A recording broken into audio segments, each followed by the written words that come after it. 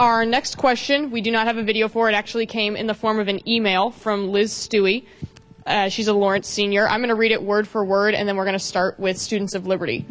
There are 6 men running for the top 2 positions of president and vice president in Senate, as opposed to last year, where there were 3 men and 3 women. With this lack of representation for over half of the university population, how do you plan on assuring women voters that we will have a voice in Student Senate? So, Students of Liberty. I don't think there is a lack of representation. I think whether a candidate is a man or a woman is 100% irrelevant.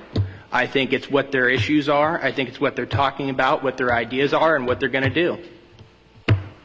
Okay. And next, United Students, how will you assure the female voters out there that they will be accurately represented in the Student Senate? Right, I think that's a great question, and it also brings concern when you look up here and you think about, okay, who's going to represent us?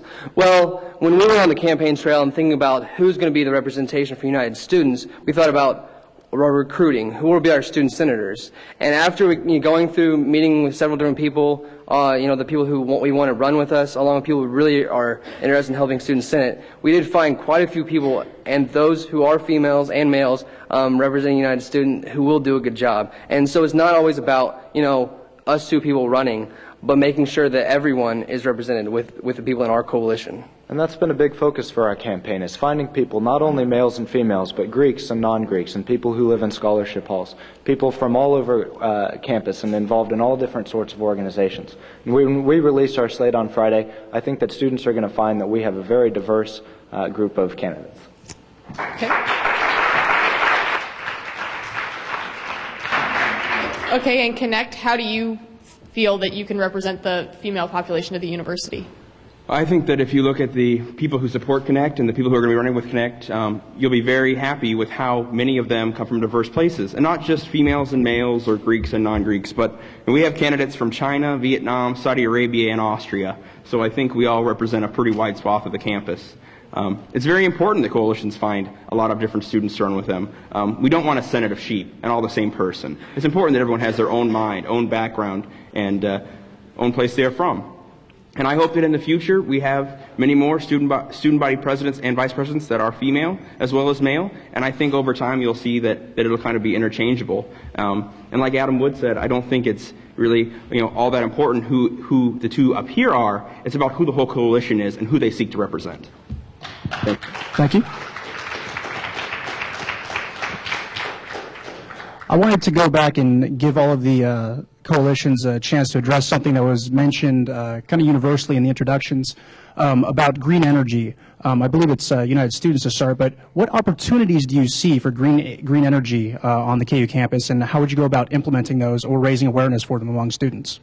We're getting ready, and probably next week, to release one of our platform issues that will deal a lot with alternative energy things. And we're excited to release some of those. We're finishing up our research on that. But it is important for KU students to be involved and active in an ongoing movement, not only on this at this university and state, but at a national level, to move this campus and this town to be more energy efficient.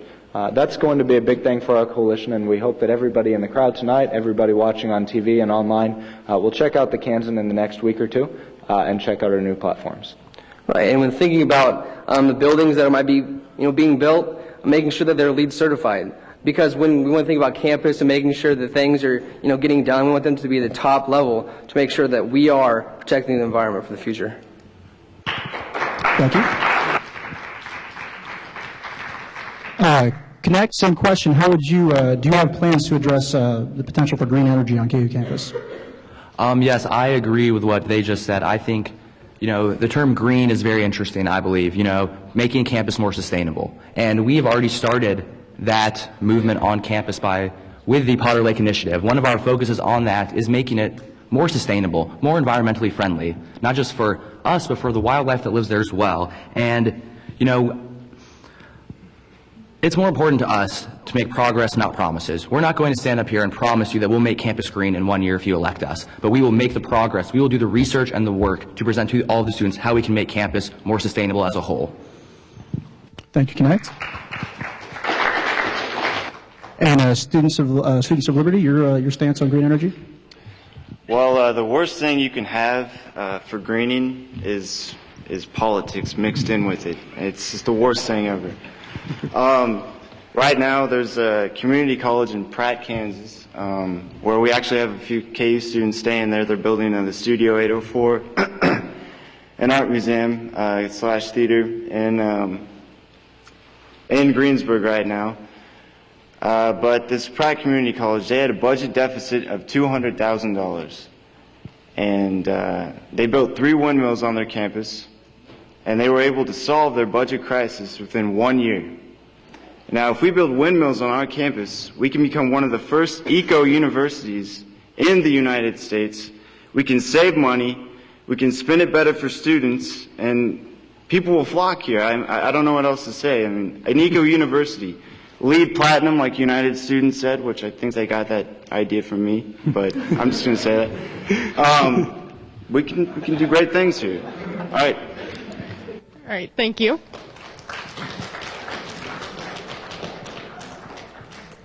And now we would like to give you, the audience, a chance to ask questions to the coalition. So if anyone has a question that they would like to ask, please raise your hand and we could have you say it, and then we will repeat it to each of the coalitions. Anyone? Okay, down in the front.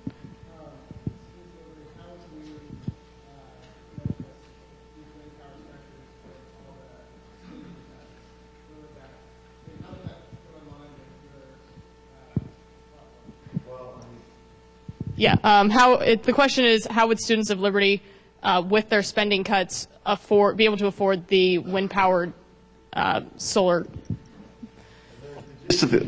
Basically, you can't have students pay for wind energy because they're not responsible for that sort of thing. The university should be responsible for that.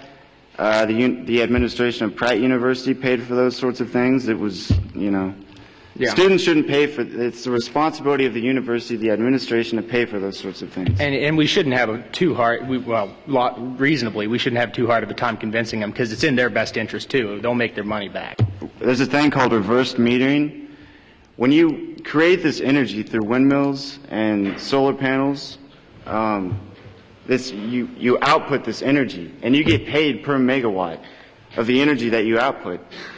And I mean, it's a great investment to make. The things cost a lot of money, but you're able to save so much money. I mean, just look at Pratt Community College.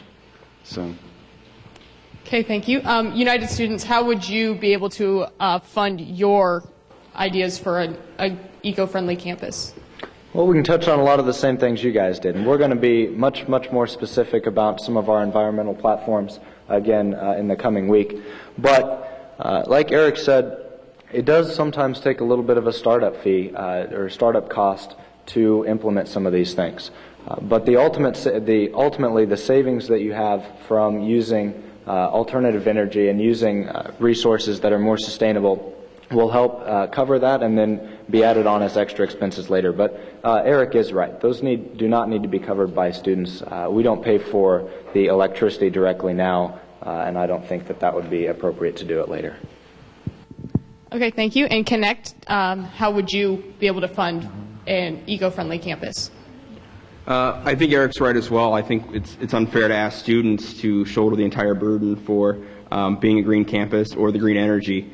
I think it's more important to go to the larger issue that students need to have a say before they pay a certain fee, whether it be for green energy, whether it be for Potter Lake, whether it be for a new swimming pool. The students need to have a say to say yes or no on each individual issue. And I think it's very important that tradition continues.